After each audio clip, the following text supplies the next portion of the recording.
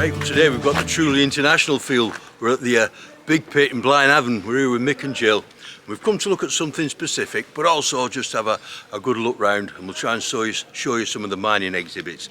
It's not going to be as easy as a first thought. Anyway, I hope you enjoy it.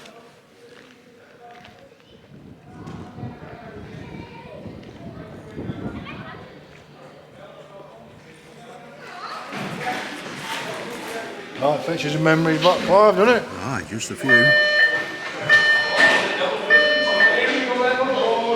This is the actual big pit shaft, and it's just short of 300 feet deep. Not very deep, really, is it? And bit of debate as to when it actually opened. It was certainly going for 1860.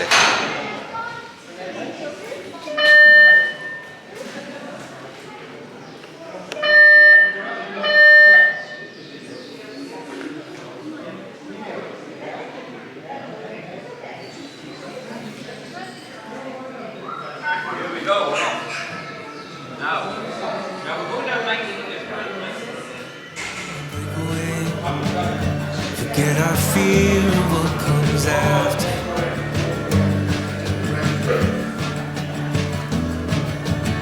We'll hold on for better days. Let our past be in the shadow.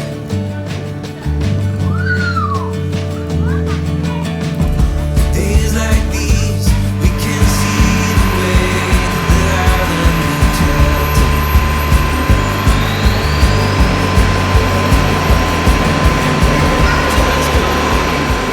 Down at tourist levels, isn't it? Well, this started off as an iron ore mine, Ben, and the old engine pit level or something goes back to about 1810, so I believe. I've only just picked the stuff up pretty briefly, and I think you can still see the old level where they went in for the iron. But this basically was a house coal, steam coal pit, and at its peak it employed, I think, just short of 1,400 men. I say they think it opened around about 1860, but it was part of other pits, and there's a massive steel works, iron works there in Blaenavon, and it carried on till around about the 1980s thereabouts. So it's not very deep, is it? It doesn't have to be deep. I think they've got a drift going in further up.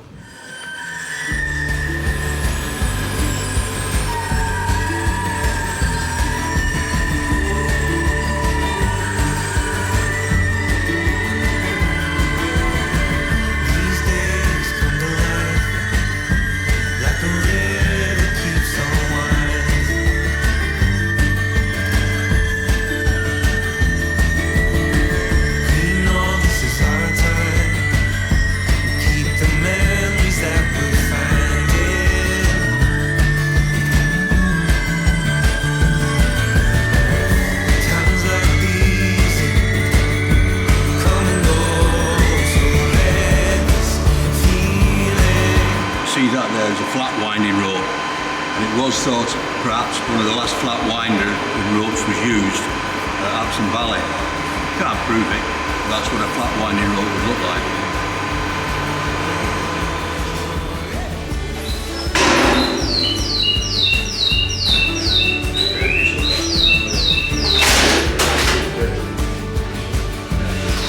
The lamp aisle, the lamp room, near the Collieries going. Can we have a lamp room, a proper lamp room without Stuart though? Is it authentic?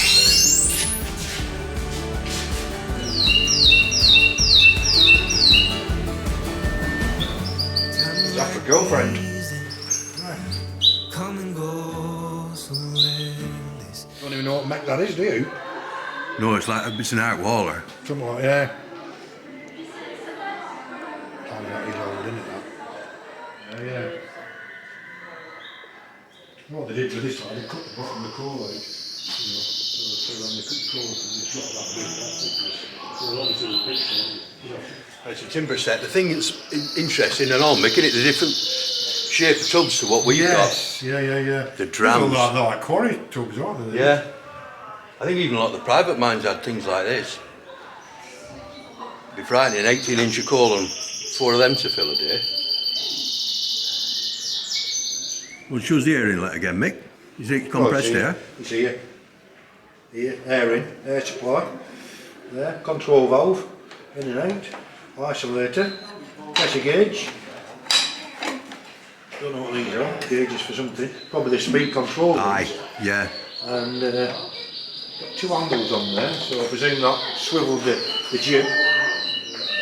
Like it's a funny shaped machine and all, isn't it? Funny shaped chassis, for want of a better word, isn't it? Probably, well, there's centre valves. So, yeah, I would imagine you'd have something that locked in gear. You'd probably have to take it in and out gear. Unless you just turned it off. Air driven, you could just turn it off on this valve and then open it to get it going again. Yeah. You couldn't stop it instantly. Oh, mind you. Oh, shit. I don't know. It is a pulling out valve though. I bet that's how you started it up, in and out. I bet. Yeah. You'd need a quick lock off, wouldn't you? To shut it down quick. Well, You would think, like, rather than turning out. Like the AB15s, like Widowmakers, weren't they? Yeah. It's got no nameplate on it or anything. Yeah, so these tubs. So at the top of the shaft on the pit top tub circuit, Yeah. full ones would come out, the tippers are down there where Jill is, mixed at the top of the creeper road, and then they come up here when they were empty, back down the gantry there, and into the other side of the shaft, the empties going down that side. I've never actually seen one of these working proper. Yeah, the amount of tubs that used to come through the tipplers, you know, as they emptied them, and go at Lay-All, where the creepers took it to the tippler, and then it came out of the tippler and went straight on a downgrade, and went all the way, you know, on the return circuit, come back to the other side of the shaft. Right. All automated. All automated, yeah.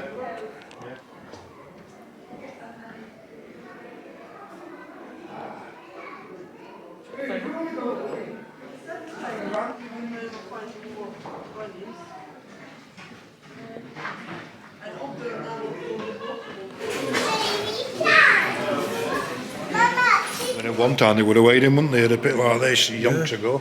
I mean, that's an old scale, isn't it, that?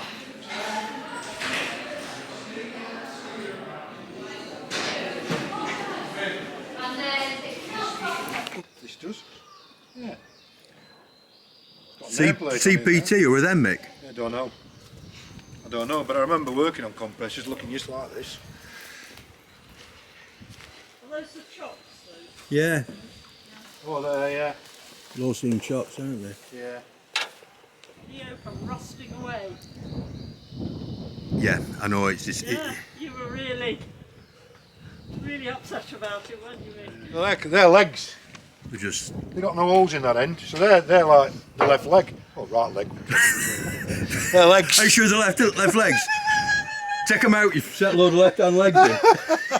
Take them back, yeah. Some struts underneath there as well. So they're probably 8 foot wide. 10b8s, you think? Yeah, probably are. Yeah. Maybe we've just shrunk. No, well, you'd have that, wouldn't you? You'd have that, and then you'd have the other leg, and then you'd have the piece between. Yeah. Yeah. Yeah. Well, there are only 2 sections 10b8s. Huh? Yeah. As a rule, yeah. Well, that wouldn't be no good if you got another section. Nah. Unless they've got a... They got a crown. Yeah, but it might be a straight crown for these, you know what I mean? Not quite nice, it'd be bent, look. Finally see what we've always known. So let's feel and grow.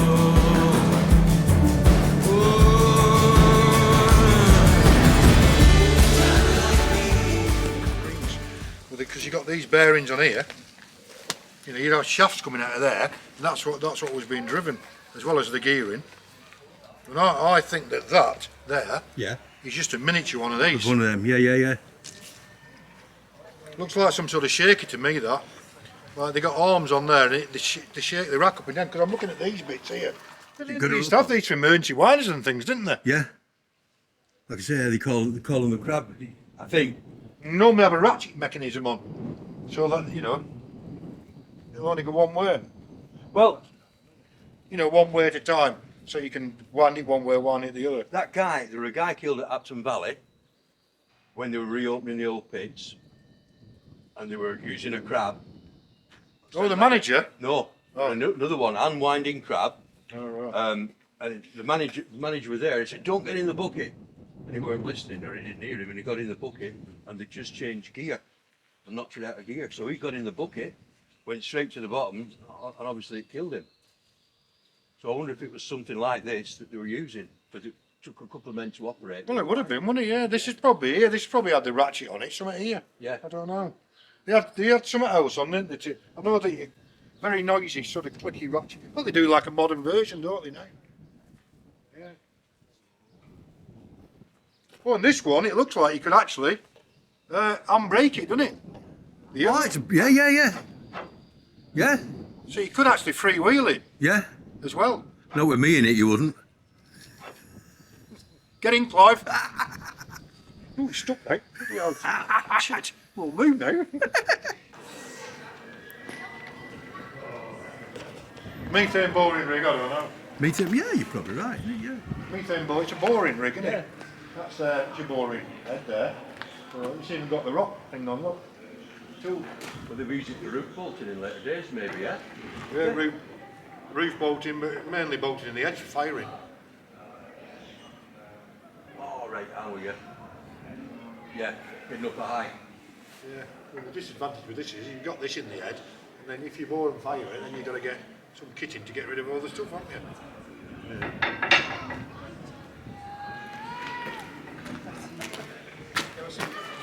Or straight in front. Or do it at an angle for your firing.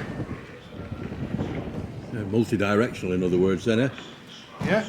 Yeah, it's got any tags on it.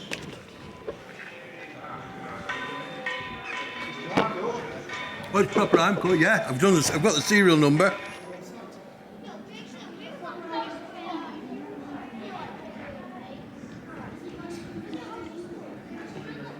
Mine's in the 80s and 90s. They were using ponies. What was it? Yeah. It looks blooming miserable and all. I think one of the Welsh mines, 92 I think it was, wasn't it? Cobalt mine. Still using ponies. Detaching hook, yeah. One of the Wigan pits, I think. Oh, yeah, I don't know. They brought it in after some disaster, didn't they? Because the blokes got all killed at the pit bottom and they got killed on the top and all. Just took over the head gears. And then they introduced the detaching hook with the Bennett catchers, didn't they? So it would go past the Bennett catchers, detach, and it would drop back on the Bennett catchers.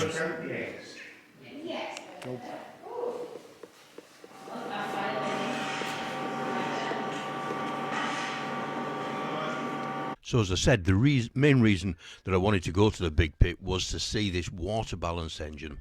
Now there was at least one water balance engine used for winding in the Rosendale Valley. I say at least one.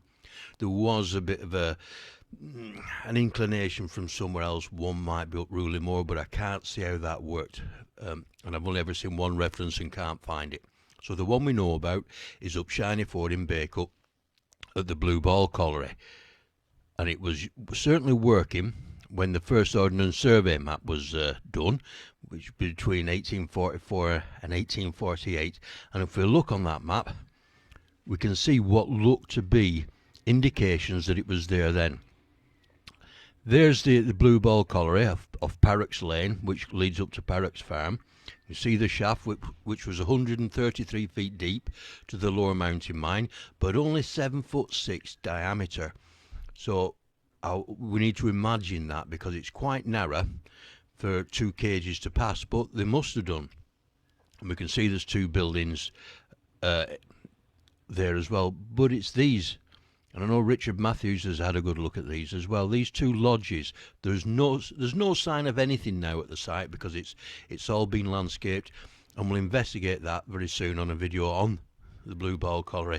But those lodges look as though they were to do with the water balance engine, and you can see there's an overflow down the brook there into Shiny Ford Brook. So water will probably be taken from these reses to use on the engine and then let out into a water loose. That is, unless of course these lodges are for something else, one of the mills lower down.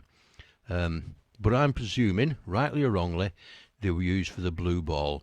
And certainly in 1854 the water balance engine was in use, because the guy that looks to be the colliery manager was actually summoned by HM inspectors for, firstly, not having proper signals in the shaft, and secondly for not having an indicator on the water balance engine, so that they knew whereabouts exactly in the shaft the cages were. So we know they were using it, and that would be during the time of James Butterworth, because later on, when the mills owned the pit in the 60s and 70s, they went back to a horse gin, and in the 1970s there was no evidence at all that a water balance engine had ever been there. Now, the only other one that was in the area was actually at Cliviger in the Burnley area, and it belonged to the Cliviger Coal Company, and that was, believe it or not, called Balance Colliery, and sometimes it's called Old Balance, and it's here again on the 1844 map, and we can see, look, 2 lodges associated with it. Yes, they would need water for the coke kiln, but they also needed water for the pit as well. It's strange why there's only the 2 in our area that use this method of winding, because they really did use it in South Wales quite a lot. Separate ones. They look like separate round bits, them, don't they? Yeah. Right, I can't believe this. 200 mile and it's fenced off for doing work. Well, this is what we've come to look at. While the water balance engine. And there were one of these at Blue Ball Colliery up Shiny Ford. We know that they had one because they actually got prosecuted for not having either proper signals or a proper braking system. And it didn't survive. I think they had it when Butterworth had Blue Ball Colliery. And by the time the mills took over, we were back to a Wimgin. But this is what it would have been like. And these were very common in the Welsh coalfields. They were simple and easy to operate relatively. And if we look on the photograph here on the map of Blue Ball, you'll see a couple of lodges next to the pit.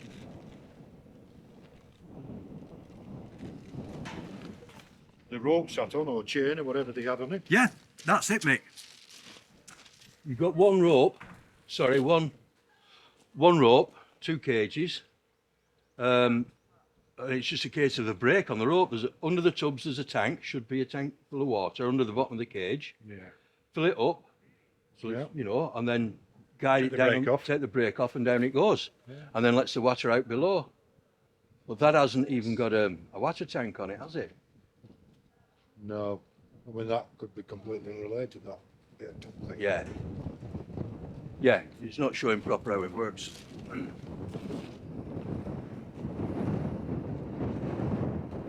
So the idea of them is, you've got a reservoir, a lodge on the pit top, and underneath the cage is a little water tank.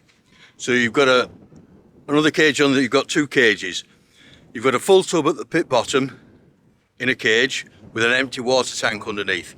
You fill the water tank up on the surface. There's an empty tub on top of that till the weight of the water outweighs, obviously, the full tub at the bottom. And gravity does its business.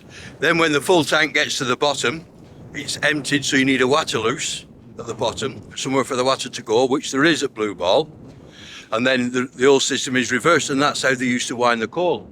And they were very popular in South Wales, but as far as we know, there was only one in the Rosendale Valley, and that was at the Blue Ball when Butterworth had it. Although I read once about a reference to one up Ruley Moor, but I can't find the reference. And to be honest with you, I think it's a bit spurious, because I don't know where they would have got the water at Ruley. You haven't really got the head, whereas up at Blue Ball, of course, you've got all Tutorial, all sorts of places where you've got a head of water coming down. You can make a lodge, haven't you? Anyway, it's fantastic to see, and that's why I came to see it.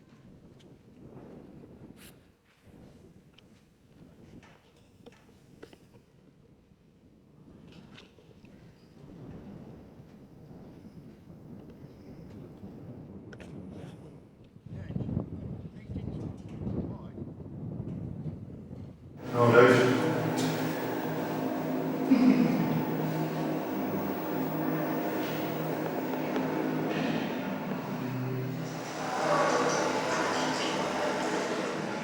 The poster there, 1979, rally, NUM rally. Well, half a star was a speaker.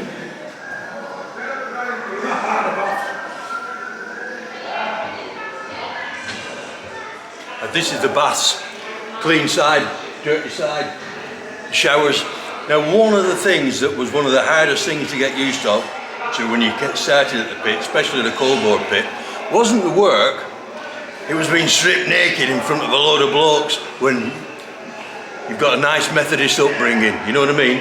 You've got all these blokes, starkers, some great big fat blokes just walking around with everything showing and slapping around. It took some getting used to. And then somebody would say, wash me back. The dead shy here, they've got cubicles. We were just in long rows, weren't we, really? Yeah. Yeah, they used to have a towel rail in the middle, didn't they? Yeah. And you were dead embarrassed on your first day and somebody slapped a sponge on your back. Wash me back!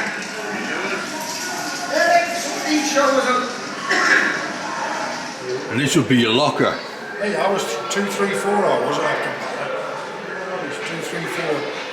508. I was something like 50 something. I'm sure I was. 2, 3, 4.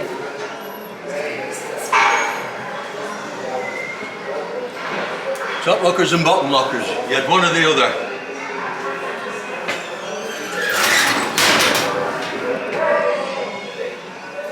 Dodds? Yeah. Dodds, do you want me to... No. Ah, go on. I was going to say, do you want me to take a photo and then... Yeah. Take... I wish you could get in there, so I'd take that wall down. I know. Wouldn't take fussy too much. And they uncovered it apparently when they did something with tip. So they got it as a mock up there, that set going down. Quite a bit of gold, 65 years.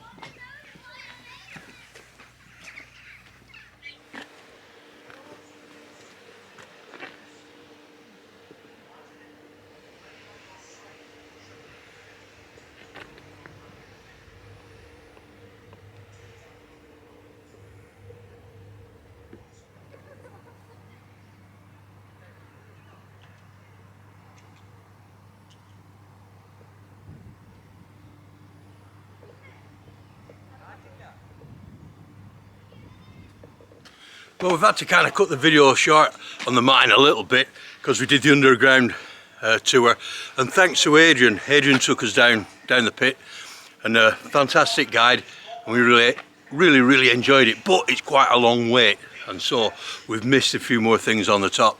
So it seems to come to a bit of an abrupt halt, but we're going to try and have a look at the ironworks as well. It frees up a little bit time to have a look at that. So I hope you've enjoyed what we've seen at the pit, and please get yourselves down here, it's fantastic. And the other thing is, when you're looking around mining remains, when you go inside the buildings and there's all equipment, and then you come with another pitman, you're looking at glass cases for ages, where the general public would probably just, oh, that's that, and just walk on past. And me and Mick could spend hours just looking in glass cases at the different gear. So we need 2 days here, I think. Anyway, we're going to try and have a look at the ironworks.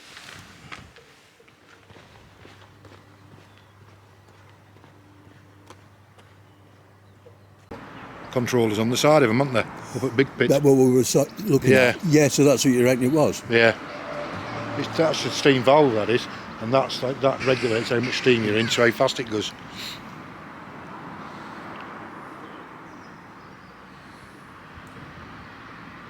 I've got a miniature one in my garage. And the steam hammer was done in 1912. Massey of Manchester, England, not Wales. And believe it or not, one of the last jobs it was used on was pressing parts for the Concorde.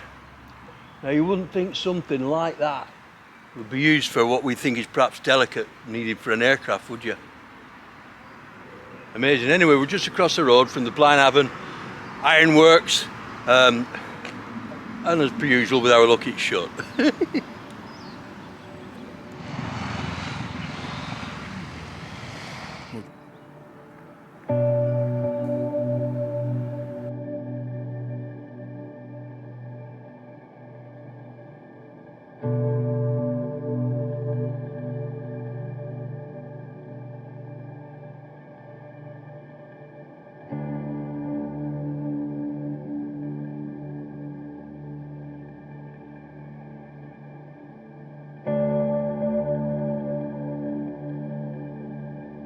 Well, we've got here slightly too late, but this is Blaenavon sort of blast furnace. iron for a start. They got iron ore out the pits and iron ore out the fells. There was limestone here, and it did change into a steel works. It would have been great to have a look round there, even just for Ben and Steve really. But it's another day out, isn't it? Anyway, have a look it up online, look up some information on the ironworks. Right, well, thanks for watching that. I hope you've enjoyed our day out in Blaenavon. It's a shame about the steelworks. That's probably a full day's the ironworks as well. But it'd be good to look some information. Thanks for Mick and Jill for fetching us. And it was great having a look round Big Pit. Again, if you've been a pitman, it's a 2-day job at least looking at everything. So we're going to have a look at another thing to do with water balance tomorrow. So we'll get that video up as well. Anyway, thanks for watching.